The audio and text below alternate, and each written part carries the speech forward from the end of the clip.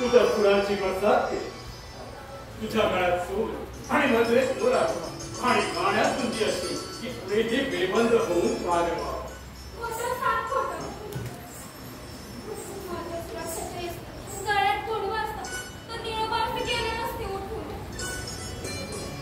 पण निरोपा होय अगं कलावून जरा अर्धवट असतात त्या वेळाचं तुम्हाला नाव घेऊ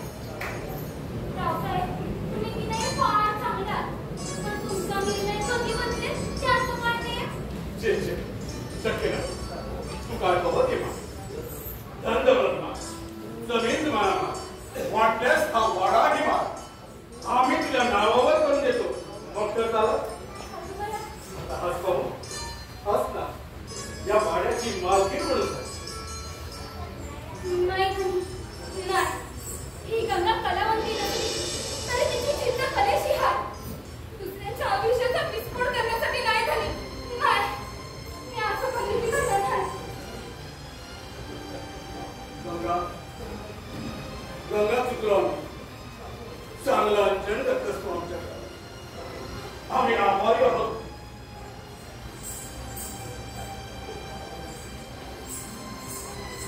हा गंगा झालं तरी काय तुला कसला एवढा वाद चढला आहे पंत जे बोलायचं असं तर स्पष्ट बोलायचं उगाच वाकडाय सुरू नका बघा तू वाकडं कर आणि मला डोळे दाखव मी सोन्यासारखी संधी चालून आली होती मुळात सांग प्रसन्न झाला होता मग तुला कसली होता असं आठवली कसला एवढा संधी चालू करायला म्हणजे तुम्ही चोरून ऐकले की काय सोडून छे कानावर पडलं तेच ऐकलं वा खोटं संधीनं बोलतायचं तुम्ही परत ऐकून घेतलं गंगा त्यावेळी जर मी ती रक्कम भरली नसती तर दिल्लीच्या चांदणी चौकात पुष्पाच्या पहारात तुला देहाचा विक्रय करायला लागला असता मला वाटलं नव्हतं एवढ्या लवकर तुम्ही करशील म्हणून ही सगळी असते पण तुम्ही माहित ना अडवून पाठवून आठवण करून देणार गंगा आजवर मी तुझ्यासाठी काय काय केलं तरी गरज करण्याचा माझा मनसुबा पण तू माझ्या सल्ल्याप्रमाणे वागलीस तर असा आपसात बाजून कोणाचाही साध्य होणार नाही कुणाचं तुमचं की माझं दोघांचंही हे बघ थेट दरबारात उत्सव ठेवला प्रभाकराची कीर्ती श्रीमंताच्या कानावर आहे असा युधी सोडून आले पण तुझ्या या हरगडी बदलणारे रंग पाहिले तर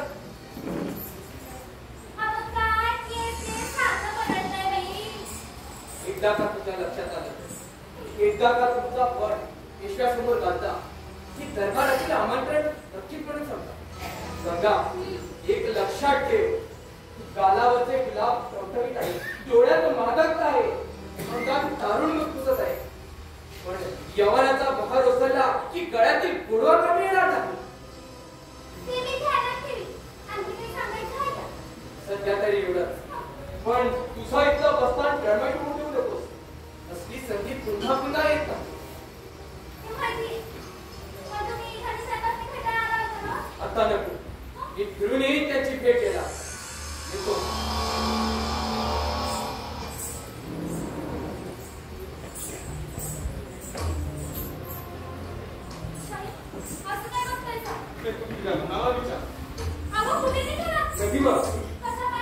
जीव द्या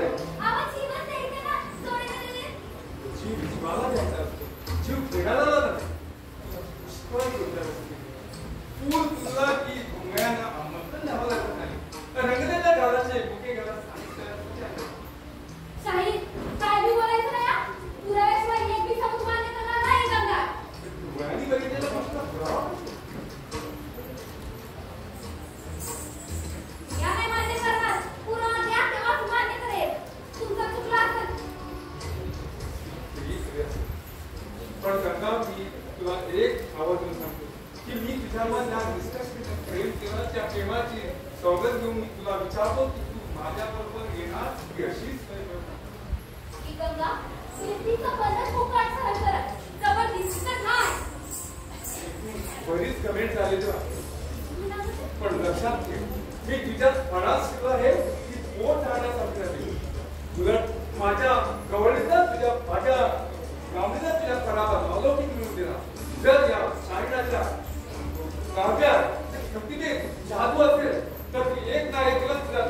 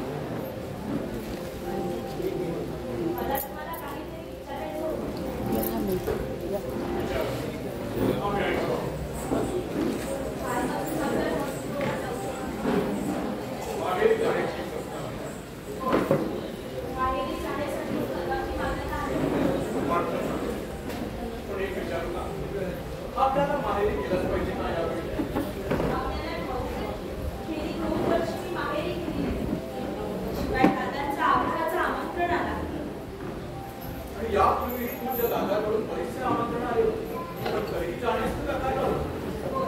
पण त्यावेळी परिस्थिती निराळी होती. आणि आता मला जे काही आहे ते स्पष्टपणे बोलून टाकलं. मला काही बोलायचं नाही, मी ठरवलंय. बोललं नाही तर त्यामुळे होणारा त्रास थोडाच कमी होणार आहे. जास्त तरी होणार नाही. आणि मी गेल्यावर आपण या वाड्यात मोकळे आहात. तुमच्या बोलण्याचा कस कळला? आम्ही नाच गाण्यात दंगला, आम्ही नाचगिरी मंडळीला वाड्यावर येऊन ठेवलं. दरबारातून देखील आम्हाला आभूषण देण्यात आलं. आम्ही लहानची लुचपत केली. मदिरा आणि मदिराश्रीच्या मोहाने कर्तव्यच्युत झालो. प्रजेवर अन्याय करतो. असे एक ना दोन अनेक अन्याय झालेला होता. आता तुम्ही आम्हाला गुन्हेगार करून मोकळे व्हा. मी काहीच बोलले नाही. त्यापेक्षा मन मोकळे करून बोललं असतं तर चांगलं झालं. दुर्दैव आमचं की आमच्या कोणत्याही कृतीला कुणीही सरळ अर्थ देत नाही. आमच्या सरळ वागण्यानेही विपर्यास होतो. आता हेच पहा, त्या दिवशी सहज घडलेल्या साध्या प्रसंगातून काय राजकारण. आपल्याला ठाऊक आहे, मी त्या प्रसंगाबद्दल एक शब्दही उच्चारलेला नाही. आपल्या मनात जागत असलेल्या गोष्टी आपणच बोलून दाखवत असाव्यात. तसंही असेल होता, पण आमची कैफियत कधी तुम्ही सहानुभूतीने समजून घेताय. आमच्या वादात चाललेल्या त्याची तुम्ही कधी कल्पना आहे का तुम्हाला? आपल्या लग्नाला 15 वर्ष आणि या 15 वर्षात तुम्ही सतत आमच्यापासून दूर दूर गेला. तुम्हाला देव देवतांचा आश्रय, देवघरात मी स्वतः कोंडून घेऊन आणि आम्ही मात्र वगैरे एकाच आहोत. आम्हाला काही भावना आहे, इच्छा आहे, याची जाणीव तुम्हाला कधी झाली नाही. देव देवतांची पूजा करीत असताना आपल्या आर्य संस्कृतीत पती हा देखील देव मानला जातो, याची आठवण तुम्हाला कधी झाली नाही. गेली कित्येक वर्ष आम्ही मन मारून जळून काढले. बाहेरच्या जगात आम्ही प्रतिनिधी, प्रतिष्ठेने मातब्बर, वैभवाने कंसाल, पण घरातल्या 4 भिंतीत मात्र आमच्या एवढा कंगाल माणूस कोणी नाही. यात माझा काय दोष आहे? मी कधी आपल्या आज्ञेविरुद्ध गेले आहे का?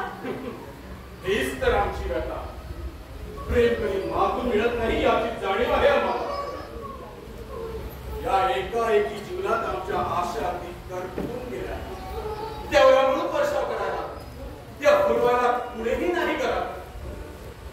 दरवर्षी आपल्या देवघरात देवाच्या संख्येत भर पडते, पण आमच्या घरात मात्र एकही बाल गोपालाचा पदार्पण झाला नाही. यालाही आपण मलाच दोष देतात. घराण्यात वंशच यावा, माझी कूस उचलावी म्हणून थोडी थोडकी का व्रत केली, थोडे थोडके का साधस केले, पण माझ्या वेलीच्या कपाळीत ते सुखच नाही. त्याला कोण तरी काय करणार? त्यासाठी किती वेळा तरी मी तुम्हाला सांगितलं दुसरं लग्न करा, पण ती गोष्ट तुम्ही मनावर घ्यायला तयारच नाही. त्याला मी तरी काय करू शकते? आम्हाला दुसऱ्या लग्नाच्या बंधात पाडू नका. शिवाय आमच्या शिरावर राजकारणाचा केवढा बोध आहे हे तुम्ही पाहत आहात. राजकारणाच्या बांगडी मिटून घरी आल्यावर जर घरच्या कटकटी मिटवण्याची पाळी आम्हावर आली तर घरदार सोडून काशी यात्रेला जाण्याचे आमच्याकडे अनेक पर्याय उरणार नाही. माझ्यापासून तुम्हाला जर एवढा त्रास होत आहे तर मी कायमची माहेरी जायला तयार आहे. आपल्याला जर माहेरी जायचं असेल तर आपण खुशाल या आणि यावंसं वाटेल तेव्हा या. पण एका लग्नाचा अनुभव घेतला आहे तेवढा पुरा. आम्ही दुसरं लग्न करणार नाही.